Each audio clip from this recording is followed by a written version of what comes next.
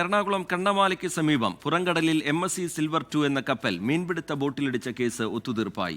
Company പ്രതിനിധികളും പരമ്പരാഗത മത്സ്യത്തൊഴിലാളി യൂണിയനും തമ്മിൽ നടത്തിയ ചർച്ചയിൽ 18 ലക്ഷം രൂപ നഷ്ടപരിഹാരമായി നൽകാൻ തയ്യാറായി. ഇതോടെ ബോട്ടുടമകളും തൊഴിലാളികളും പരാതി പിൻവലിക്കുകയായിരുന്നു. ഫോർട്ട് കൊച്ചിയിൽ നിന്ന് മീൻപിടുത്തത്തിന് പോയ ആലപ്പുഴ പള്ളിത്തോട് സ്വദേശി സ്റ്റാലിന്റെ ബോട്ടാണ് അപകടത്തിൽപ്പെട്ടത്. കണ്ണമാലിക്ക് പടിഞ്ഞാറ് 8 നോട്ടിക്കൽ മൈൽ അകലെയായിരുന്നു അപകടം.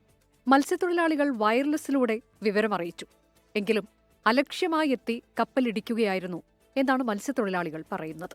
തുടർന്ന് നഷ്ടപരിഹാരം ഉൾപ്പെടെ നൽകണമെന്നാവശ്യപ്പെട്ട് മത്സ്യത്തൊഴിലാളികൾ കോസ്റ്റൽ പോലീസിൽ പരാതി നൽകി. MSC കമ്പനിയും പോലീസിൽ പരാതി നൽകിയിരുന്നു. പിന്നീട് ഇരു കൂട്ടരുമായി പലതവണയായി നടത്തിയ ചർച്ചയിലാണ് കേസ് ഒത്തുതീർപ്പാക്കിയത്. നഷ്ടപരിഹാരമായി മത്സ്യത്തൊഴിലാളികൾക്ക് 18 ലക്ഷം രൂപ കമ്പനി കൈമാറി. പരമ്പരാഗത മത്സ്യത്തൊഴിലാളി യൂണിയൻ പ്രസിഡന്റ് ആന്റണി പുത്തൻവീട്ടിലും കമ്പനി പ്രതിനിധികളും തമ്മിൽ നടത്തിയ ചർച്ചയിലാണ് പ്രശ്നം ഒത്തുതീർപ്പായത്. ഇതോടെ ബോട്ട് ഉടമകളും തൊഴിലാളികളും പരാതി പിൻവലിച്ചു.